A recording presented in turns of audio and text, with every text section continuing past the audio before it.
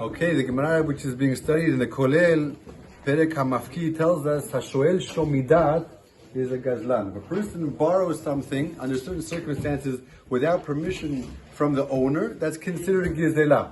Now, if you know for a fact the owner would let you borrow, this is the story. But in general, Shoel Shomidat gazlan. A person who borrows without permission is considered stealing. So, just a quick story. One of the great Gedolim of Steinman Zatzal, whenever he would speak publicly, he would never adjust the microphone. He was very, very short.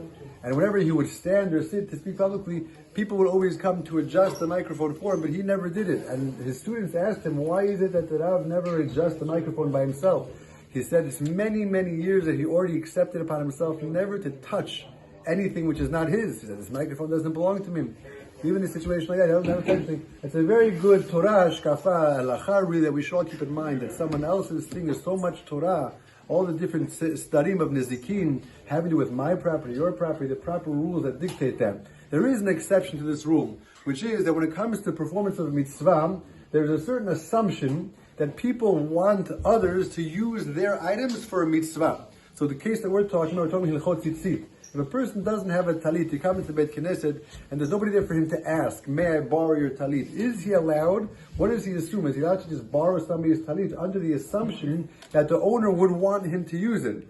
So the basic halacha is brought on Shulchan Aruch is neicha lehu leinshi. People want others to use their items for a mitzvah purpose. I want a portion of your mitzvah. That's the assumption made by the Shulchan Aruch. However, the poskim, including Aruch HaShulchan and the Avichai themselves, he said about himself that people have changed.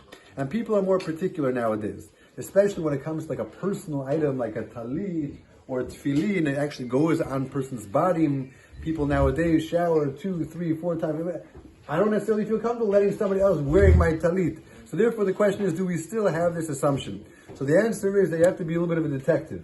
If the talit is put away in a cabinet or something, certainly if it's locked, you happen to have the key, you're never allowed to take it out, because that's considered a secure location, and one can assume that the owner is from this category of people, that is makpid. He's particularly doesn't want people to use his item, and if you go ahead and use it, will be mitzvah ba'avira to a certain degree. We'll be using somebody's item through theft or a mitzvah. We're not interested in them.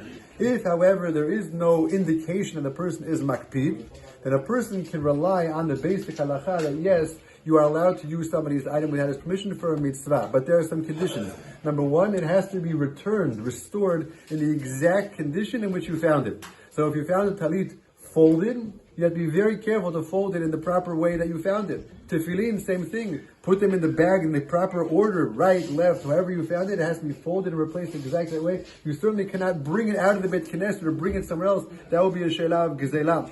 So a person has to be careful if in this situation that you can surmise, you can assume that the person wouldn't mind if you use his item, you have to return it in the exact state in which you found it. The question is, do you make a bracha in this case? We talked about yesterday that unless the item is yours, you don't really make a bracha. We're talking about for a talit.